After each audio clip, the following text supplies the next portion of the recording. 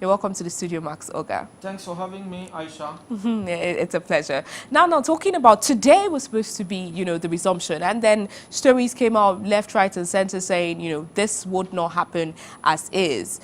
These uncertainties, like when they're supposed to come back today, why are things not happening the way it should? Looking at the breakdown that has gone, from the National Assembly siege to the insinuations of, that happening because they wanted to unseat the Senate president. Let's look at that fora. What is the effect of this on the polity? I see a bleak future for the polity. There's no certainty that it will truly be bleak, but I mean, that's what I see. There are too many uncertainties. To start with, the Deputy Speaker of the House of Representatives gave a hint that the House may reconvene either today, Tuesday, the 14th of August 2018, or tomorrow, Wednesday, the 15th of August 2015. 18. And 18, I'm sorry. And shortly thereafter, the spokesman of the House of Representatives, came out to categorically say the House was not going to reconvene today, because the Speaker had said some leaders of the National Assembly met to agree that the House should reconvene either today or tomorrow. And the spokesperson of the House was very categorical. He said you don't need some leaders of the National Assembly to reconvene the House. You need all the leaders to reconvene the House. Now, there are too many suspicions here and there. You are aware that 2 senators are in court. They fear that there will be an impeachment of the Senate president. So with this cloud hanging in the air, I don't see the National Assembly reconvening anytime soon. Okay, let's look at this. And of course, let me touch one other issue. The fear that the Senate president was to be removed last week is unfounded, right? The House did not reconvene. The Senate, rather, did not reconvene last week. There was no circular, there was no information from the clerk of the National Assembly. There was no order by the Senate president, who is the chairman of the National Assembly, reconvening the House. All the Senate president did was to call for a leadership meeting of the National Assembly. And the leadership of the National Assembly is made up of principal officers alone. And that meeting was slated for 12 noon on Tuesday last week. Right? So what happened on Tuesday? Some members of the Senate, some members of the House of Representatives of PDP extraction, who are not part of the leadership of the National Assembly, getting to the National Assembly as early as 6 a.m., in my opinion, amounted to what Chuba Kadibo described in his time as unnecessary alarmism. Right? So people should not overheat. Nobody can reconvene the National Assembly other than the Senate president. Nobody can reconvene the House of Representatives other than the Speaker. And that must be done in conjunction with the clerk of the National Assembly, who must notify all members. So none of these things, has taken place or have taken place. None. I mean, none of this has taken place. So we should not be unnecessarily agitated, thereby heating up the polity. That's okay. Now you're saying that it was unwarranted. What happened last week that could have been prevented. Let's look at the statement that came out saying that they were supposed to reconvene concerning the urgency with the INEC budget that they were supposed to come sit on. And they came out to say that since the committees, the budget planning committees, have not come up with a report, it would be unfair to call back everyone to come and sit and all of that. Don't you think that looking at where we are, the timeline that we have right now, let's not even go into the figure that has been appropriated to INEC, don't you feel like it is emergent or it is needed for the House to sit to be able to lay that particular aspect to bed so we can be looking forward to 2019 elections? No. The need for the House to reconvene and look into the INEC budget, right, is that need cannot be overemphasized. You understand? There's a need for both chambers of the National Assembly to come back and look at that. But a lot is happening behind the scene. right, that is making it difficult, let me not say impossible, for the House to reconvene. There are too many fears here and there, right? Now, without pretending, without taking side with anyone, none of the two major parties or the contending parties, the All Progressives Congress and the People's Democratic Party, has the number to remove the Senate President, right? By the decision of the Court of Appeal, in the case of the National Assembly and the President of the Federal Republic of Nigeria, the 2003 decision of the Court of Appeal, you require 73 senators and 240 members of the House of Representatives to remove the leadership of the House or to veto the President, right? So if members of the PDP or supporters of Bukola Saraki, let me put it that way, if they know that, look, our opponents cannot garner 73 votes, then why the fear? Why the fear? You know, let them meet, and nobody will be backed up by Nigerians or by the law to forcefully remove any leader of the National Assembly. So if we are afraid, we don't want to reconvene the National Assembly now because some people will forcefully remove the Senate President, then what will happen post September 26? When the House ordinarily is supposed to come back. Do you understand? So let's go and face whatever we have to face now in the interest of our country. Coming to join us, of course, has been Festus, Onifade. These are two legal practitioners that would shed more light on the legality or otherwise of the situation that has been happening in the polity. You're welcome, Festus. Thank you. Come join us. And of course, Max has, being here with us before the break started. Now, let's take some steps back. Let's look at the worries, even what people are making mention of, the fact that the Senate President, the fear, you made mention of it, that the fear of the Senate President, to be impeached, that is what's happening or preventing some of the lawmakers. Now, let's look at his defection. Let's look at Section 68, Chapter 5, Part 1 of Section 68, the way that a seat can be made vacant. And then we had Paragraph G made mention of the fact, gave provision for defection, actually. Where it made mention of the fact that where there's a division in the political party. Or a merger. So now let's look at what happened with RAPC. Let's look at the situation first with the APC to the PDP, and then look at the PDP to the APC. Okay, would you say that has that been satisfied? There's no division in the,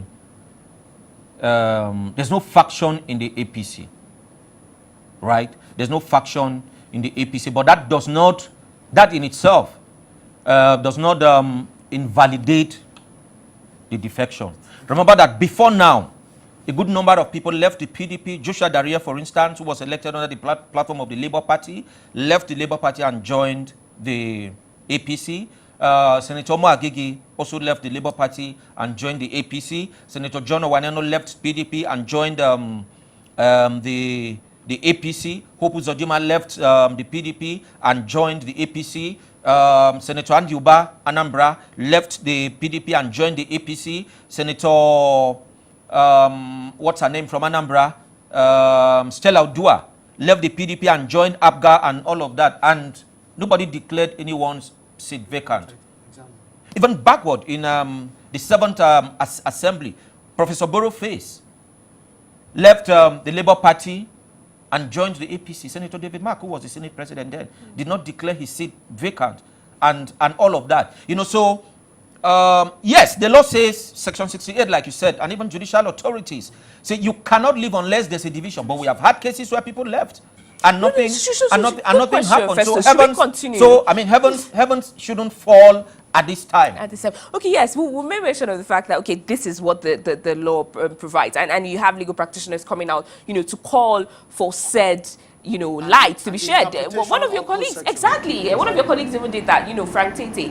And so that even opens our mind, especially the ordinary Nigerians that did not know. Legal practitioners like you knew about this section, but ordinary Nigerians, never knew about that. Now they know that this had been there. Yes, it has been ignored in the past. Should we, follow that trend and continue, especially now where the leadership, is affected? For me, I would say it's not really healthy for our polity.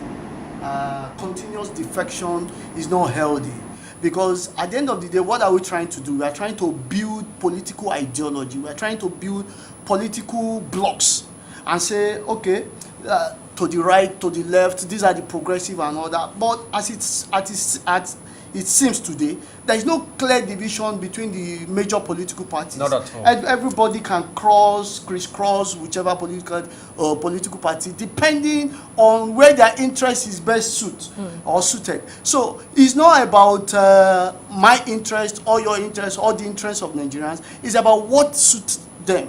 So for me, it's not very healthy.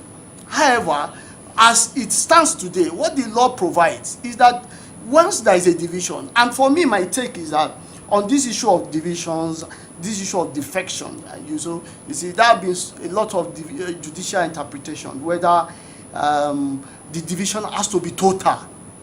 Just like my colleague here said, a lot of people are defected earlier. So, is it a mere minor disagreement or total division within the party that can lead you to defect? Now, for me, once there are some infractions within that political party and you think, I'm not comfortable here, as it stands, you can defect. So the law permits you to defect. However, the question is it healthy for our polity? I don't think so. I don't think it's something we should continue. I don't think it's a way we should tour. I think clearly there should be some kind of safeguard so that we can have a clear ideology. And you see, the fact, what makes a politician, what makes him defect from one political party to the other? What? As anybody says that Party A is not implementing this social agenda, is not following a welfareist agenda that he has said, as anybody come and say Party B is anti-people, So it's not about me and you. And so we need to go back to the drawing board and look for a way to really safeguard our polity. And you see, we are being taken for a ride. Nigerians are being taken for a ride. And so we need to wake up and say enough of this. And do better. Yes. Oh, okay. Now, just to add to what Mr. Festus said. Yes, the statutory provisions are there prohibiting defection. Judicial authorities are there prohibiting defection. But in practice, the whole thing revolves around the discretion of a particular presiding officer. You are in trouble if you defect from the party where the presiding officer belongs. In the Akwa Ibom State House of Assembly, after the 2015 election, someone defected from the PDP to the APC. The person's seat was declared vacant, and he remained outside until the 8th assembly. Until the next assembly came into being in June 2015. Then, sometime last year, a member of the Cross River State House of Assembly, Dr. Eluke, defected from the PDP. Pronouncement on the issue. No, after. You should not exclude that constituency that you suspend. Or you know that is a judicial pronouncement. Oh, yeah. That when you suspend a senator lawmaker. or a Yes, lawmaker, his you have alienated that constituency people from he that time. represents. So until that consciousness, people were being suspended at the will and caprices of the presiding officers. Once you defect from a their political party, that is not his. Yes. If you know, just you then hit the decide to hammer do on that. you. But if you defect into his own political party, you are welcome. normal. The only time where we had an exception, like I said, Senator David Mark, Professor Boroface, did not even leave his own party, left another party, Labour Party, to APC. So, I mean, it did not affect PDP. So, the point I wanted to make is not Okay. Now, let's talk about, as you just made mention of the fact that, the judicial officers the presiding officers rather had, more rights and input about these sections that are being ignored. In reality, they're not being practiced, to the fullest. Let's look at the lacuna that said judicial provisions, created. A situation where I know as a lawmaker that for me to be able to defect effectively, I have to prove that there's been a division or a merger in the party. What are we looking at to happen? Are we seeing, yes, we know that our constitution is not perfect in its totality, but isn't there a blind side to encouraging, because insinuations have come up, to the reason why there was the RAPC and then this, all of these things, are we trying to say a senator whose goal is to defect from the party that he is would now start going to court to go and start proving of some sort, or laying the groundwork foundation for no. The person defecting does not need to go to court. Exactly. It is when he is taken to court that he will not justify that, look, I defected because there was a division in the party. And of course, our courts have said this issue of division is a matter of fact. And okay, before we continue, we have a caller. You know, our Voxtel is open. Hello. Hello. Hello, can you hear me? I'm hearing you. Yes, please, your name and your contribution, please. My contribution is that... Your name first. Your name first. My name is Mohammed. Okay, Mohammed. Calling from? Kwara State. Kwara State. Okay. Mohammed, what's your contribution? Nasarawa State. Nasarawa State. Okay. Thank you, Mohammed from Nasarawa. So what's your contribution? My contribution is that we want National Assembly to be confused and to follow the law abiding for the constitution of the Federal Republic of Nigeria. Because we change PDP because for what they are doing, but everything they are doing worse more than the PDP again. So we don't want that. We want the constitution for the rules and regulations. All right. All right, Mohammed from Nasarawa, thank you very much for that contribution. And that before. Yes. And he seems to be a PDP sympathizer. Yes, he made another point that we changed PDP because they were not doing well. Now APC is doing worse. I want to make a point here. The issue is not the political parties. Yeah. Exactly. The issue is with us. Exactly. It is the operators of the system who are the problem. Ask Mr. Festus what is happening in the Nigerian Bar Association with the annual general elections. Serious issues. With the election itself. Sure. You understand? And the MBA is, if you like, the most elitist professional association in Nigeria. Who cannot conduct, they cannot conduct a mere election. Okay, I mean, you have so it's not about Labour Party, it's not about ABGA, it's not about APC, it's not about PDP. It's about us, the human beings who constitute these parties. Okay, let's connect with our next caller. Hello there. Hello there.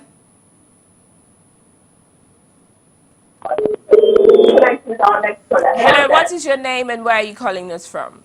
Hello, good afternoon. My name is Alex. Hello, my name is Alex. Alex, where are you calling us from? Hello, Alex. Hello? Could you turn down the volume of your television or walk away from a television set so we can stop having the call back? Yes, I'm hearing you now. Okay, Alex, where are you calling us from? I'm calling from River State. Okay, Alex, what is your question or your contribution? No, my question is this: Saraki have left the APC for a PDP, and I thought that Saraki is supposed to drop the leader of the mantle, the mantle. Since he have left the PDP, APC for the PDP, so you're supposed to drop the leadership. So I was thinking that it is not right like that. So I just want to know. Okay, is right or wrong. All right, just stay tuned, Alex, and will you listen to Festus answer that question? Okay, thank you. All right, thank you very much. Is he not supposed to drop his seat as a Senate president? You see, my challenge with Nigerians is that we need to get more politically enlightened. We need to know exactly the actions or their inactions, what it benefits the Nigerians. The fact that he has left his political party from one political party to the other doesn't mean that he should leave or he should vacate the office of Senate President. No. The constitution is clear about who becomes the Senate President. Senate President is to be elected among members, Section 50, among members of the Parliament, the Senate, and also the Speaker. Now, the question is, if he leaves, another person comes in, does it turn the table around economically? Does it turn the table around not at all. In terms of security, what we are facing? Does it turn the table around? Does it change all the dynamics and all the things we are seeing? No. So the question is that these politics we play, especially with the critical issues, and let's talk about it now. The issue that has to do with passing of the INEC budget. the INEC budget, budget, yes. that has remained more like a problem between the two arms of government. Does it solve the problem? No, it doesn't. And also we need to trace the emergence of Bukola Saraki to 3 years ago, how he emerged and how the party itself has been unable to manage that office very well in terms of their relationship with the executive. So that has been a major problem up till now, and APC is still suffering from that. And APC feel that, it should be so person, it shouldn't be him. And since it's him, since it has been him, we need to look for a way to get him out by all means. So now, when he asked that question, he made mention of the fact that he had a question, and I'm looking at his question from the angle of, that section G, where they say that, paragraph G rather, where they say that, okay, this in reality is not, what happens. So what do we say about other? Because someone else can wake up tomorrow and tell me that, okay, this is there in the Constitution, but since in reality, we are not to enforce this. Isn't that laying the precedence for, I don't know, a plethora of issues or a wide door to be open that cannot be contained? Wide door in terms of... In terms of other aspects of, like, other laid down procedures that should be ignored.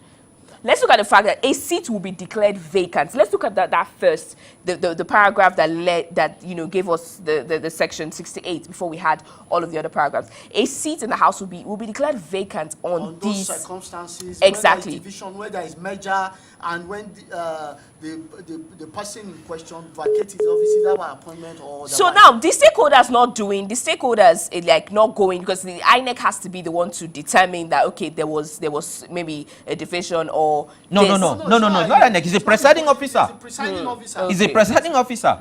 So the commission, yes. Like my colleague has said, it's a Yes. question of fact. Yes. But the question that people have always argued is that, is it a total division?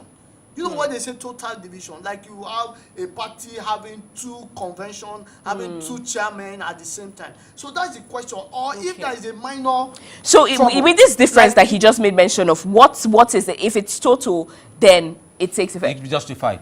But then, even that too is like attempting to answer the question reasonable.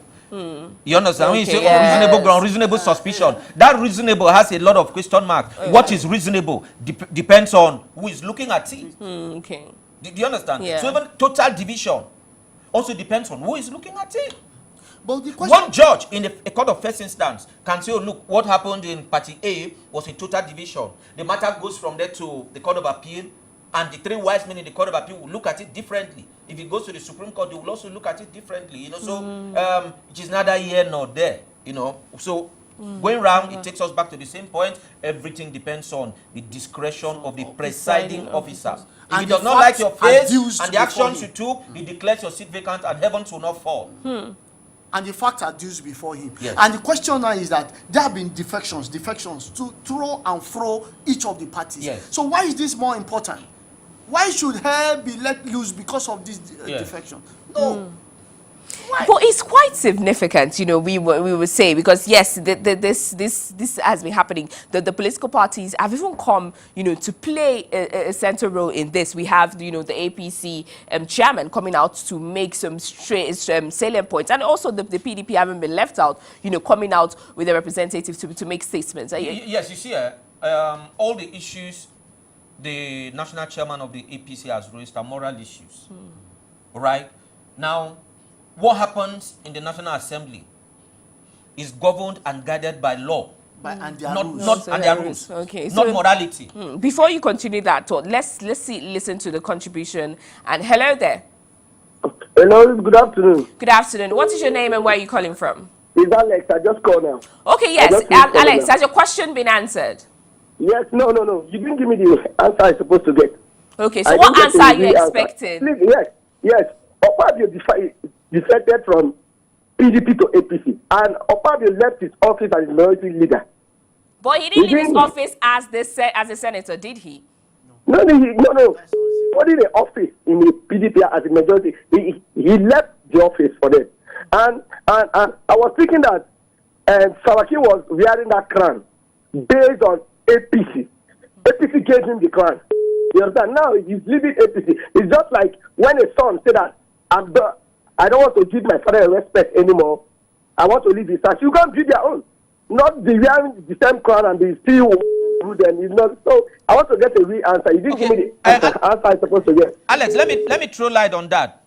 The position Senator Godswill Akpabio held was a party position, right? He was elected by PDP members As a minority. in the Senate as their leader. So now that he has left that party, right, he cannot remain there. He has left the minority party to the majority party, for instance. So he cannot now continue leading those in the minority. Exactly. So that's different from the office of the Senate President. Yeah. The Senate President was elected by all senators, including those who were in Labour Party at the time. So it's a matter of nomenclature for Senator Akpabio, because you cannot continue to be a minority leader when you have changed to a different political party. Yes, So that is different, correct. Yes, completely distinguished. because from, most people, and it's quite good, Alex. We commend that particular question because most people they tend to blur the lines. You cannot remain the head of human resources in People's Television while you have left People's Television and joined the services of CNN or BBC. Exactly. True. That is quite a salient question. Now let's look forward. Let's see what all that's been happening has been leading us to somewhere. Let's look at September 25th. What are we to see happen? Well, maybe for Festus, maybe he has the gift of is it clairvoyance now?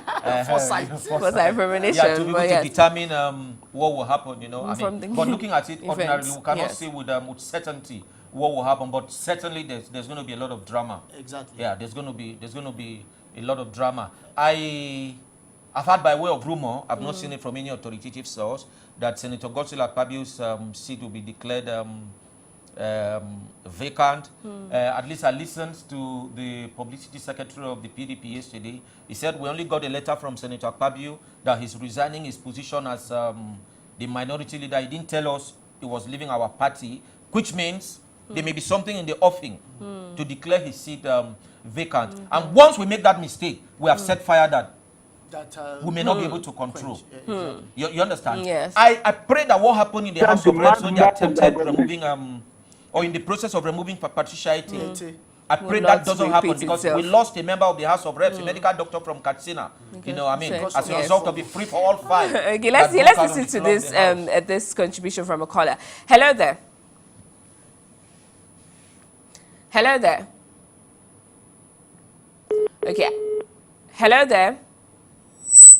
I think we lost the call. Yes, you can continue with your line. Yes, so I pray that that doesn't that doesn't occur. Because if you look at what is happening, I don't see a lot of people in the Senate still submitting to the leadership of Senator Bukola Saraki.